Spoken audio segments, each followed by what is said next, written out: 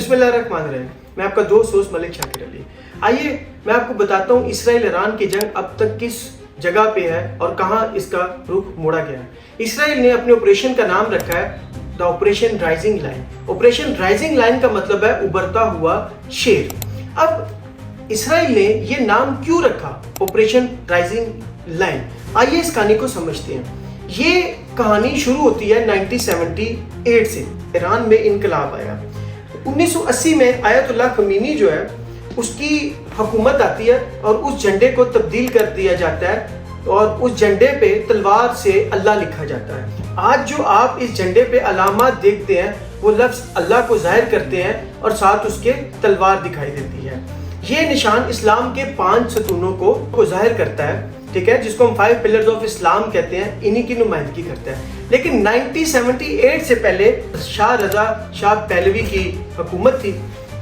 एक 2500 साल पुरानी बादशाह जिसका परचम सूरज और शेर पर मुश्तमिल था। ये सूरज दरअसल ज़ोरेस्ट्रियन एरा की अलामत था और शेर इसके साथ मौजूद रहता था। सवाल यह कि आज इसराइल इस लाइन का जिक्र क्यों कर रहा है, और ये सब जानना आप लोगों के लिए बहुत जरूरी है। आइए चलते ये समझते हैं। नंबर 1, जब इसराइल लाइन का जिक्र करता है तो वो शाह रजा पहलवी के दौर की बात करता है, यानी वो वक्त जब ईरान प्रो ज़ायनिस्ट था। और आप सबको ये भी बताता चलूं कि इसराइल को सबसे पहले ईरान ने तस्लीम किया था। नंबर 2, अगर आज आप इसराइली वज़ीर-ए-आज़म की ट्वीट्स देखें तो वो आज भी राइजिंग लाइन की बात कर रहा है। और वो ऐसा क्यों कह रहा है? ताकि ईरान के अंदर खाना जंगी, बगावत और बदअमनी पैदा की जा सके। यूएसए इसराइल इस प्लान पे बहुत देर से काम कर रहे हैं कि ईरान में खाना जंगी, बगावत और बदअमनी जैसे हालात पैदा किए जाएं ताकि ईरान में एक नई जंग छिड़ सके और वहाँ एक नई रजीम आए, ताकि वहाँ पे इसराइल यूएसए की मर्जी की हुकूमत आए, लेकिन ईरान में ऐसी कोई जंग ना छिड़ सकी। नंबर 3, आए मैं आपको समझाता हूँ। ये सबसे अहम है आप लोगों के लिए, मेरे लिए और सबके लिए। जब दज्जाल का ज़हूर होगा और ग्रेटर इसराइल कायम होगा तो यहूदी मुसलमानों के इलाकों पर हुकूमत करेंगे।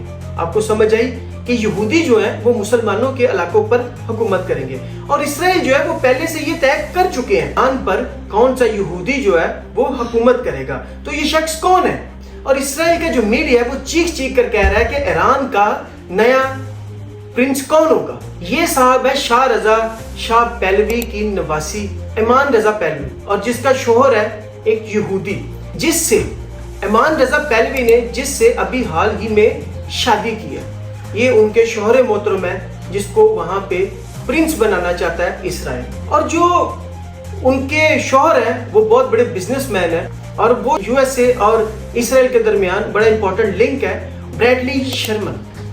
ये उसी यहूदी शख्स का नाम है जिससे इमान पहलवी की यानी कि शाह रजा पहलवी की पोती इस यहूदी की शादी हुई है और इसके जोर पे ईरान का प्रिंस बनने जा रहा है, जिसको यूएसए और इसराइल ने इसी मकसद के लिए तैयार किया है। और सबसे बड़ी बात ये यूएसए और इसराइल का जो आपस में लिंक है उसमें भी इस बंदे का यानी कि इस यहूदी का बहुत बड़ा रोल है। आप सबको ये सब कुछ जानना क्यों जरूरी है? ये जो शेर है ये ना तो ज़ायनिस्ट है और ना शाहजी है, ठीक है। शेर अब है इमाम खुमैनी, जिसके पीछे पूरी उम्मत मुस्लिमा खड़ी है और शेरों की तरह इमाम खुमैनी जो है वो इस वक्त यहूदियों के खिलाफ जंग लड़ रहा है। शेर वही है जो वक्ते ज़रूरत और अल्लाह के सिवा किसी के आगे ना झुके, और उसका नाम है इमाम खुमैनी। ये राइजिंग लाइन एक ढोंग है, बहुत बड़ा ढोंग है, ये ड्रामेबाजी है। सिर्फ और सिर्फ मुसलमानों को अपना गुलाम बनाने के लिए ये सब किया जा रहा है।